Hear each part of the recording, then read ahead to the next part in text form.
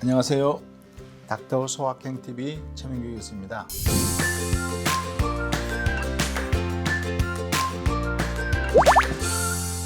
오늘은 사망 원인에 대한 통계에 대해서 말씀드릴까 합니다. 얼마 전에 작년 사망 원인에 대한 통계가 발표가 되었습니다.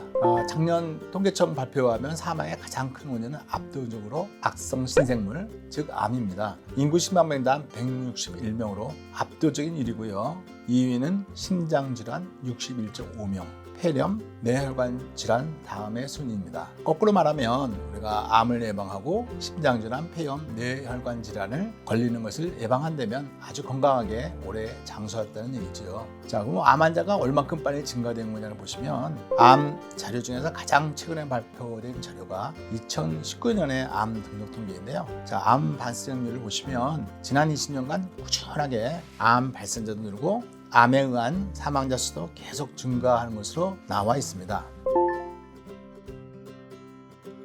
자, 어떤 놈들이 그럼 많으냐면요. 암 발생률 1위는 갑상선 암입니다. 2위는 폐암, 3위는 위암, 대장암, 유방암, 전립선암, 간암, 췌장암 순위입니다. 이제 이게 성별마다 좀 차이가 있기 때문에 남녀 성별로 구분하면 남자에서는 폐암이 가장 많이 발생하는 암이고요. 두 번째는 위암, 3위가 대장암, 그 다음에 전립선암, 간암, 갑상선암 중이고요. 여자에서는 유방암, 갑상선암, 대장암, 위암, 폐암, 간암의 순입니다. 남녀 간엔 좀 차이가 있죠. 그러면 암이 이렇게 많이 발생한다 그래도 암에 따라서 아주 경과가 급격히 악화돼서 사망률이 높은 암도 있고 또 치료를 좀 늦게 시작하더라도 오랫동안 생존하는 암이 있기 때문에 암 사망률은 이제 발생률하고 좀 차이가 있죠. 자, 암 사망률에 대해서 알아보겠습니다. 이 슬라이드는 좀 복잡하지만 제일 첫 번째 줄을 보시면 암이 아주 초기에 국한되어 있는 경우는 일기암에 해당되어 있고요. 암 초기의 치료 성적은 91%는 아주 좋습니다. 국소인 경우, 대개적으로 수술을 할 수 있는 경우, 수술을 제거할 수 있는 경우에는 성적이 평균 73.4%로 그래도 좋습니다. 그렇지만 멀리 전이된 경우는 평균 24.4%로 아주 나쁩니다. 암마다 이제 치료 성적이 많이 차이가 나는데요. 자, 갑상선암은 암이 국한되거나 수술이 가능한 국소인 경우는 100%에 가까운 생존율을 보이고 이미 전이된 경우도 60%로 아주 좋습니다. 갑상률이 굉장히 많지만 사망률은 다행히 높지 않은 것이죠. 갑상선암과 비슷하게 예후가 좋은 것은 유방암, 전립선암도 국소적으로 발견되게 되면 90% 이상으로 치료 성적이 좋고 이미 주변에 멀리 전이된 암도 거의 40% 이상의 높은 성적을 보입니다. 자, 근데 나쁜 암을 보죠. 폐암은 아주 초기 국한되어 진단되어도 75%로 성적이 안 좋습니다. 절제 가능한 경우에도 44.1%밖에 안 됩니다. 원격 전이된 경우는 10명에 1명만 생존할 정도로 성적이 굉장히 나쁩니다. 따라서는 폐암은 굉장히 사망률이 높은 암 중에 하나죠.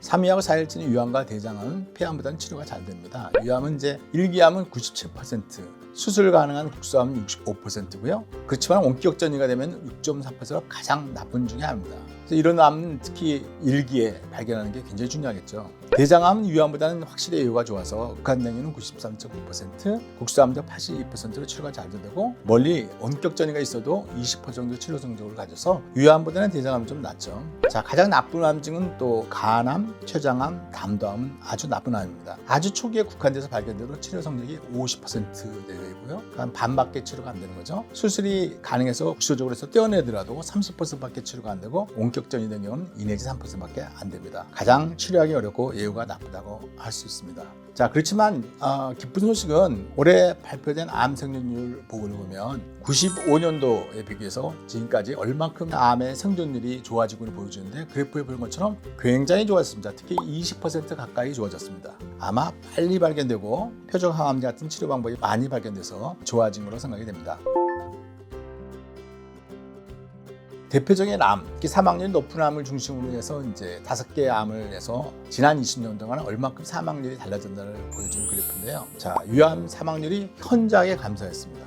아마 국가 암검진으로 조기 발견해서 빨리 치료했기 때문에 감소한 것 같고요. 이에 비해서 폐암은 굉장히 많이 사망률이 높아졌습니다. 우리가 폐암은 흉부 방사선 사진이 국가 암검진에 포함되었지만은 유암과 달리 암 사물이 계속 높아지면은 흉부 방사선 사진만으로는 폐암을 초기에 발견할 수 없기 때문입니다. 자, 간암은 감소 추세입니다. 이게 간암은 간경화, 간암으로 진행이기 때문에 우리가 B형 간염 예방 접종을 거의 전 국민이 맞았기 때문에 점점 줄어든 추세고 그렇기 때문에 암 사물들은 이제 잡혀서 이제 감소하는 그런 추세입니다.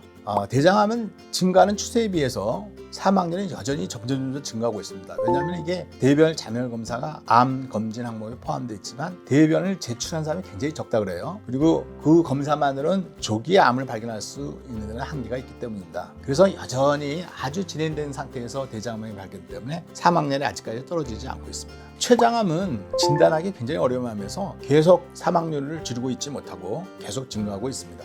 그래프에서 보신 것처럼 가장 사망률을 줄인 암이 위암입니다. 그러면 위암 사망률이 왜 줄은지를 알면 다른 암종에도 적용을 시키면 암 생존율을 높일 수 있지 않겠어요? 그래서 위암의 사망률의 감소 원인을 보시면 가장 중요한 거는 암 검진 내시경 검사를 전 국민이 2년에 한 번씩 받게 만든 거죠. 특히 이런 검사들은 당일 검사도 가능하고 아주 저렴하고 의사들의 숙련도가 높아서 아주 초기 암들을 발견할 수 있기 때문에 암 사망률을 줄이는 데 1등 공신입니다. 그 다음에 수술후 보조 항암요법도 많이 발전했고요. 진행성 위암에 대한 항암 치료도 효과적인 신약이 나오면서 항암요법이 빠르게 발전하고 면역 항암제라든지 표적 치료제 이런 것들이 개발되면서 치료 성적이 좋아지기 때문입니다. 자, 이런 위암에 얻은 경험을 다른 암에 적용해서 사망을 줄이려면 어떻게 하면 좋을까요? 일단 위암 사망률이 줄어든 것은 내시경 검사로 초기암을 발견하기 때문입니다. 그러므로 우리가 사망률이 계속 높아지고 있는 암을 예방할 수 있는 요령은 좀 더 정확한 검진 검사법을 하는 것입니다. 아직 보험 재정이 열악하므로 전 국민 대상을 할 수 없지만 흉부 방사선 사진은 초기 암을 검출하는 능력이 낮기 때문에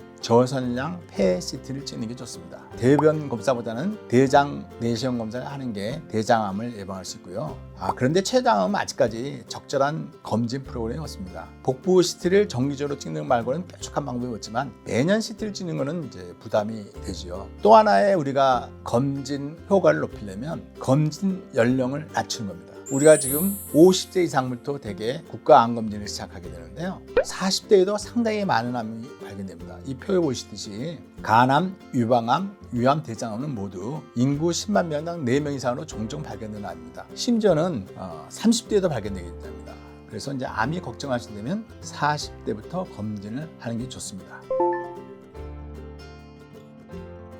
오늘 말씀드린 걸 요약하면 지피지기는 필승이잖아요. 그러니까 저걸 알면 우리가 그것을 극복하는 방법을 생각할 수 있습니다. 현재는 국가 암검진 검사가 이를 극복하는 방법으로 제시되어 있지만 이거보다 더 적극적으로 예방하시고 있다면 좀 더 효과가 높은 암검진법을 사용하는 게 좋습니다. 국가 암검사 진단이 높은 저선량 폐CT를 찍고 또 대장 내시경을 받는 것이 좋고 유용군은 검진 시작 연령을 40대로 낮춰서 하는 것이 암의 효과적인 2차 예방법으로 추천이 됩니다. 오늘은 이제 마침 암을 포함한 우리나라 사망률의 통계가 나온 김에 암과 더불어서 어떻게 우리가 암이라는 주된 사망 요인으로부터 벗어날 수 있는지 소위 2차 예방에 대해서 말씀드렸습니다. 오늘 강의가 여러분에게 많은 도움이 되었으면 좋겠습니다.